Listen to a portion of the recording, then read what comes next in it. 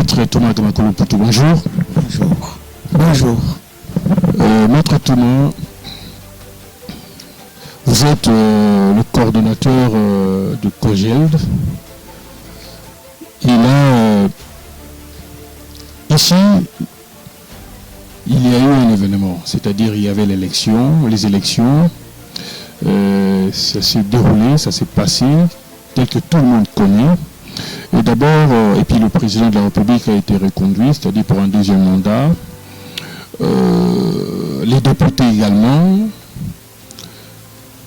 En somme, s'il y a lieu de faire de façon ramassée une analyse de tout ce moment-là, c'est-à-dire avant, pendant et après les élections, de façon succincte, que diriez-vous?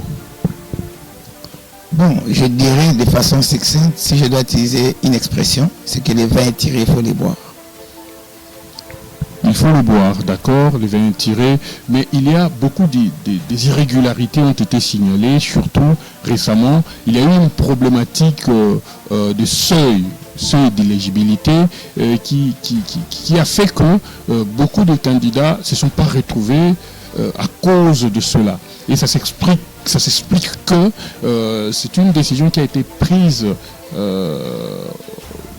les années passées par l'Assemblée nationale. Ça n'incombe même pas le président de la CENI, mais c'est plutôt de cette manière-là qu'ils avaient jugé nécessaire de faire les élections, donc qui ont fait que beaucoup de gens ne se sont pas retrouvés. Est-ce qu'en matière de, par exemple, de conseils, je ne sais pas si vous suivez également l'actualité, vous avez un conseil à donner pour, par exemple, les élections de 2028. Qu'est-ce que les législateurs devront faire pour que ce qui est arrivé aujourd'hui n'arrive plus?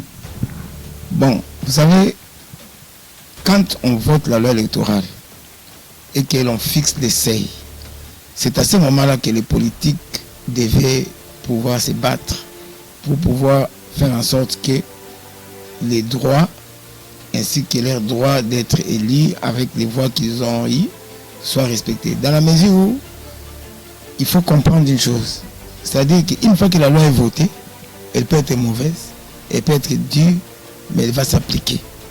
Le problème des seuils est un problème réel. C'est un problème que moi j'ai estimé comme étant grave.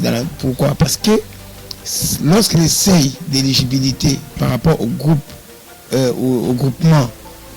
qui se sont constitués pour les élections étaient trop élevés, et c'est une façon, pour moi déjà je voyais c'était un danger. Pourquoi? Parce que ça a éliminé les petits candidats, ça a éliminé les candidats indépendants. C'est difficile, par exemple, si le seuil est de 100 000, par exemple, pour que vous soyez éligible. Vous voyez, c'est très difficile pour un petit parti de pouvoir l'atteindre. Même un regroupement, pour atteindre ce seuil, ce n'est pas facile. Raison pour laquelle, pour favoriser, comme on dit, la proportionnelle, on ne devait pas laisser accepter que les seuils soient élevés. Mais ils ont accepté. Donc c'est pourquoi j'ai dit, le vin est tiré, il faut le boire. Par rapport aux politiciens, ce que je leur conseille de faire pour 2028, c'est d'abord de devenir sérieux. Dans la politique, on ne s'improvise pas. Il faut utiliser les compétences. Les gens qui sont compétents à la place qu'il faut pour que ces choses-là soient discutées en amont. Et puis, ils doivent savoir une chose, les politiques, parce que moi, je ne fais pas de la politique. Déjà, l'émission que j'ai fait, ça c'est la première émission que j'ai faite cette année avec vous. C'est pourquoi d'ailleurs, tout à l'heure, déjà bonne année, je l'ai dit aussi, ils doivent comprendre que à partir du moment où le président a prêté serment, à partir du moment où le président, sa prestation serment est reconnue, on a ici plus de 20 présidents qui sont venus et qui l'ont reconnu. Tout ça, ça compte. Peu importe ce qu'ils peuvent dire maintenant, si le processus et la crédibilité du processus, nous, on avait déjà parlé, on avait déjà fait une émission pour dire que le processus tel que c'est fait, il y a eu beaucoup de choses qui feront que ça ne sera pas crédible. Et on devait déléguer référenda pour 2028, crédibiliser le processus. Et si les gens se souviennent de l'émission d'avant, en tenant compte d'abord du fichier électoral, des nombres de votants, tout ça, toutes ces choses-là, ça doit être fait, mais ce n'est plus pour cette législature, ni pour cette mandature. Ça devient maintenant pour des choses qu'on va faire pour l'avenir. Et ça, on peut faire des réflexions là-dessus, mais la réalité est que pour l'instant, le président est réélu, c'est reconnu, que ce soit des élections biaisées, que ce soit des élections chaotiques, que ce soit des... peu importe l'expression qu'ils vont trouver, ce sont des élections. D'accord. D'accord. C'est comme ça. D'accord. Le président de la République a prêté serment la fois dernière. Au cours de son allocution, pendant son allocution, il a eu à dire, je cite, qu'il ne fera plus les erreurs du passé. Et comment vous trouvez cet argumentaire? Mais il ne le fera plus, puisqu'après 2028, il n'y aura plus de mandat. Dans ce sens-là, que vous voyez? Oui, parce que tout ce qui s'est passé comme grabuge, comme désordre, comme lors des élections ici, hein, quand il s'agira des élections de 2028, ce ne sera plus lui. Il n'a que des mandats. 5 ans, ça passe vite. D'ailleurs, je demande aux opposants de se calmer. Moi, je ne sais pas pourquoi, bon, je ne fais pas la politique, mais je ne sais pas pourquoi les gens s'agitent. Les choses ont tendance dans la nature à s'équilibrer d'elles-mêmes. Il y aura nécessairement une certaine forme d'équilibre. Et je pense, pour moi, que lors des seconds mandats, c'est que moi j'espère en tant que coordonnateur des collectifs région de Grand Lac en danger, j'espère qu'il va s'éloigner des turiféraires de la mort, de ceux qui soutiennent la guerre, des faucons, de ceux qui sont en train de les pousser à revêtir l'habit du chef du commandant suprême des forces armées et que cet habit-là. Il est également le commandant suprême de la diplomatie. Toutes les puissances du monde, tous ceux qui comptent dans ce monde, ceux qui dirigent ce monde, pensent qu'il faut absolument qu'il y ait en quelque sorte un virage à 180 degrés par rapport au discours belliciste, incitatif à la haine que nous avions vécu pendant la campagne contre les communautés qui me tiennent beaucoup à cœur, c'est-à-dire la communauté rwandophone, qui est aujourd'hui la risée de cette élection. Pourquoi il n'y aura aucun rwandophone au Parlement qui va siéger. C'est la première fois que cela arrive depuis l'indépendance. On n'a aucun député rwandophone, par exemple, à Goma. On n'a aucun député rwandophone à Uvira. En dépit du fait que ce sont des zones où ces communautés sont majoritairement installées. Vous comprenez? Parce qu'il y a eu des attaques de ces communautés juste avant les élections. Faites par des gens qui sont armés, financés, équipés par notre gouvernement. Je pense que le plus grand mal que nous avions connu lors des mandats passés, à mon sens, pour la paix et la stabilisation de l'Est du Congo, a été que le président a trop écouté nos autorités politiques qui sont des extrémistes, Hutu, Tutsi, Hutu ou Nande ou quoi que ce soit, dans leurs propos haineux contre les Tutsis. Il a trop écouté ces gens et cela a fait que ces gens n'ont pas seulement été écoutés, mais ils ont même été armés, ils ont été financés, ils ont été adoubés, soutenus à bras le corps par le gouvernement et ils se sont donc cru autorisés de commettre des actes d'épuration ethnique à caractère génocidaire en toute impunité. Et je pense que ça c'est un mal profond et le président va s'en départir lors du second mandat et je salue le président et sa prestation de serment et je les remercie parce que j'ai vu que déjà lors de son discours il n'a pas cité le Rwanda, il n'a pas cité les Tutsis comme étant les mal du Congo, ce qui a semblé être le cas pendant la campagne. Parce qu'on a vu par exemple où il a dit Tokosi di Sabango moko. Tu vois, moi ce sont des choses comme ça. C'est là où je l'attends. Ces erreurs-là du passé, s'il ne va pas les répéter, c'est bon. Mais si c'est par rapport aux élections, à l'organisation des élections, bon, de toutes les façons, il ne sera plus président en 2028. D'accord, donc nous allons changer la thématique. Nous étions avec l'EAC et nous avons embrassé avec. Selon vous, est-ce que ces derniers sont venus pour essayer de mettre l'accalmie, poser les choses pour que la RDC aille de l'avant, ou ils viennent dans une position toujours, comme vous l'avez dit tantôt, belliciste? Bon, déjà la SADC, c'est quoi? C'est la communauté de développement de l'Afrique australe, dans laquelle nous, Congo, nous sommes membres. Le Rwanda est membre, la Tanzanie est membre, l'Angola est membre.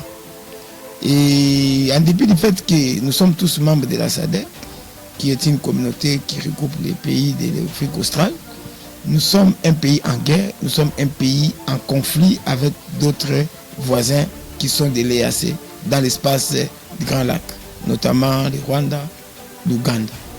Il y a dans une moindre mesure le Kenya. Dans l'espace des Grands Lacs, nous sommes en conflit larvé, c'est-à-dire c'est une forme de guerre froide avec le Rwanda parce que nous soutenons le FDLR et le Rwanda soutient le M23 ainsi que l'Ouganda. Quand bien même on ne fait pas trop allusion au soutien de l'Ouganda, d'où sont venus les M23? Donc il doit être un soutien beaucoup plus massif, beaucoup plus percutant. Vous comprenez? Mais nous focalisons, nous faisons une fixation sur le Rwanda. Vous voyez, nous sommes dans une sorte de guerre froide. Et nous invitons un troisième larron, c'est-à-dire l'Afrique du Sud. Bien qu'on présente ça comme la SADC, c'est plus l'Afrique du Sud. Les Malawi ne représentent pas grand-chose dans ces contingents. C'est beaucoup plus l'Afrique du Sud, donc à travers Ramaphosa, qui a cette volonté politique de vouloir mettre son pied dans le plat. Et il vient comme un pavé dans la mare. Pourquoi? Parce que, alors que l'EAC, qui est dans la région où l'épicentre des conflits se trouve être le Congo, avait pris la résolution de traiter le problème dans ses causes profondes. C'est-à-dire résoudre les problèmes des extrémistes qui nous empêchent de vivre ensemble. Puisqu'ils considèrent qu'une communauté congolaise n'est pas congolaise, elle est rwandaise. Et qu'elle devrait rentrer au Rwanda. Voyez-vous, parlant des rwandophones. Et ces causes profondes font qu'il y a eu... Les causes profondes, c'est quoi? Ce sont ces violences communautaires réciproques qui sont l'émanation d'un mal à vivre ensemble. En fait, l'EAC, ce qu'elle voulait faire, c'est créer les conditions d'un dialogue entre toutes ces communautés pour créer le vouloir vivre ensemble. Je vais vous couper rapidement. Attendez. Donc, vous estimez que la SADC, elle est venue changer les choses? La SADC est venue comme force proactive pour combattre une communauté congolaise. Sans l'idée d'amener le gouvernement congolais à respecter les processus de Nairobi qui prônent un dialogue entre le gouvernement et les M23 notamment. Et vous avez suivi, parce que vous suivez la vie politique, vous allez constater que les accords d'Addis, les communiqués des chefs d'État de l'EAC d'Addis Abeba apprenez le dialogue. La feuille des routes de Luanda de juillet 2022-23 apprenez le dialogue. Les communiqués des chefs d'État de l'EAC de Bujumbura prennent le dialogue. Et l'Union africaine prend le dialogue. L'ONU prend le dialogue. Toutes les grandes puissances prennent le dialogue parce que personne ne croit à la solution militaire par rapport à un conflit qui est identitaire, à une violence qui est identitaire. Vous voyez, tout le monde croit qu'il faut un dialogue, une solution politique. Mais l'Afrique du Sud ne s'inscrit pas dans le cadre de cela. Et d'ailleurs, ces soldats de l'Afrique du Sud viennent beaucoup plus comme mercenaires que comme soldats de l'EA. C'est parce que l'Afrique du Sud, pour des intérêts personnels et des intérêts géostratégiques, géopolitiques, puisqu'ils sont dans les BRICS. Les BRICS, c'est quoi? C'est l'association du Brésil, de la Russie, de l'Inde, de la Chine et de l'Afrique du Sud. Et ces pays ont besoin de faire main basse sur nos minéraux stratégiques, c'est-à-dire les coltan, le tungstène, le wolframite, les cassitérites et l'or. Ce sont des minéraux qui entrent dans la fabrication des armes, des pointes, des missiles et tout ça. Donc en tout, l'enjeu n'est pas forcément politique, mais plutôt économique. Il est politico-économique, puisque l'Afrique du Sud a besoin de faire main basse pour le compte des BRICS, qui sont de Chine, la Chine qui se dispute le contrôle de nos minéraux stratégiques avec les États-Unis, les terres rares qui entrent dans les composants électroniques, des puces et tout ça. Il y en a là-bas. Pour l'instant, c'est la Chine qui a le monopole de cela. Mais à travers l'Afrique du Sud, la Chine peut consolider sa position dominante dans l'accaparement de ces minéraux. Il y a déjà beaucoup de sociétés chinoises là-bas. Et là, les États-Unis notamment voient ça de mauvais œil. Vous comprenez que l'Afrique du Sud en venant, il est un élément catalyseur d'une conflagration générale. Il peut même amener une mini-guerre mondiale à l'Africain, là dans les coins. Puisque les puissances vont s'entre-déchirer, ils vont s'écharper autour de nos minéraux à travers l'avenir de l'Afrique du Sud. Et l'Afrique du Sud, qui a une dent aussi contre le Rwanda, qui est intervenu au Mozambique, qui est sa sphère de puissance, trouve que c'est un pied de nez qu'il fait au Rwanda. Ce qui peut avoir les dons d'énerver le Rwanda et l'Ouganda Et donc nous serons dans une configuration où il y aura des armées, des Bantous contre des armées, des Nilotiques qui se font face. C'est-à-dire quoi? Le Burundi, qui est un pays parmi les pays les plus pauvres du monde, avec un président qui est en difficulté en interne, sur le plan financier, sur le plan économique. Donc un pays très pauvre qui fait semblant de venir nous soutenir alors qu'il veut se faire une santé financière. Vous comprenez un peu ça? Il est venu avec une armée à dominance Hutu. Lui-même, il a déjà fait la pige de Tutsi chez lui. Donc il va contribuer à renforcer le FDLR et tous ces groupes armés négatifs qu'on appelle abusivement Wazalendo, dont la mission est de broyer du Tutsi. Elle-même, l'Afrique du Sud, qui a attaqué Israël à la Cour internationale de justice pour le génocide à Gaza, viendra ici soutenir le génocide des Tutsis.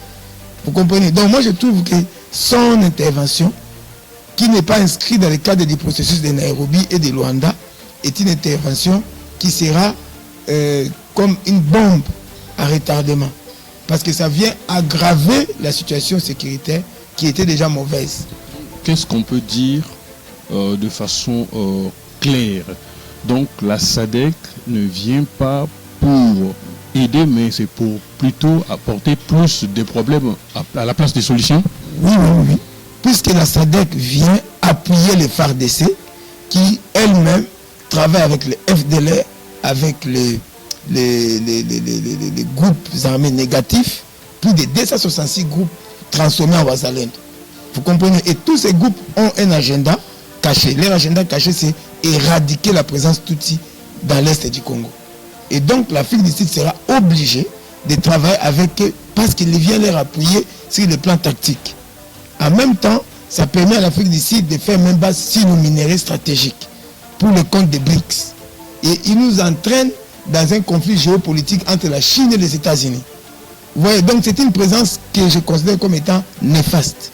Bon, je pense que nos autorités, ils doivent rentrer dans le cadre, dans ce qui a déjà été prôné, c'est-à-dire le dialogue entre le Congo et le Rwanda pour apaiser les tensions, amener la désescalade militaire. Puisque vous voyez, il y a des discours qui montent, les bellicistes qui montent maintenant de part et d'autre, y compris du côté du Rwanda.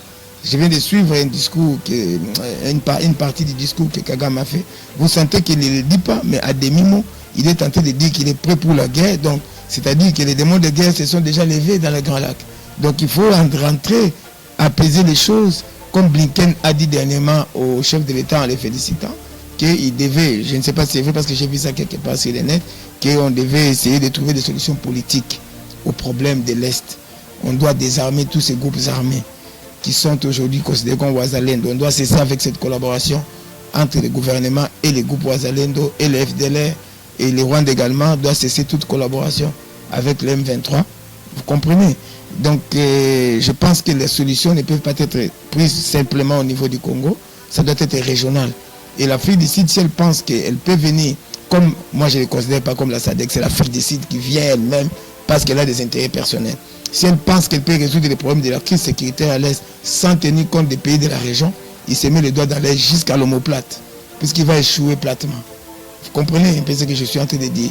Et donc, je suis en train de souhaiter pour notre pays une politique étrangère résolument tournée vers des solutions politiques et diplomatiques, qui est une politique étrangère comme celle que nous avons vécue avec le Tundula dans les premiers mandats du président, qui était beaucoup plus tourné vers les solutions militaires. Donc lui, il était ministre des Étrangers, mais c'est lui qui menaçait que si une balle tombe.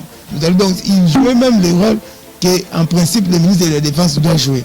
On doit quitter ces registres-là, changer de paradigme.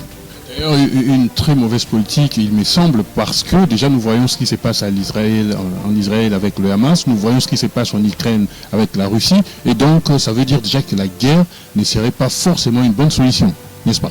Non. D'ailleurs, nous, dans le cadre des Courgettes, nous ne sommes pas pour les solutions militaires, nous sommes pour la solution politique, et nous comptons à distance, à travers notamment les voix des médias, comme vous le faites, si jamais les chefs ne nous appellent pas à côté de lui, continuer à les conseiller pour qu'ils sachent que dans notre pays, il y a un autre son de cloche. C'était peut-être un bon discours de dire on veut la guerre, on doit gagner la guerre, on doit avoir des victoires de prestige à l'époque, parce que c'était la campagne.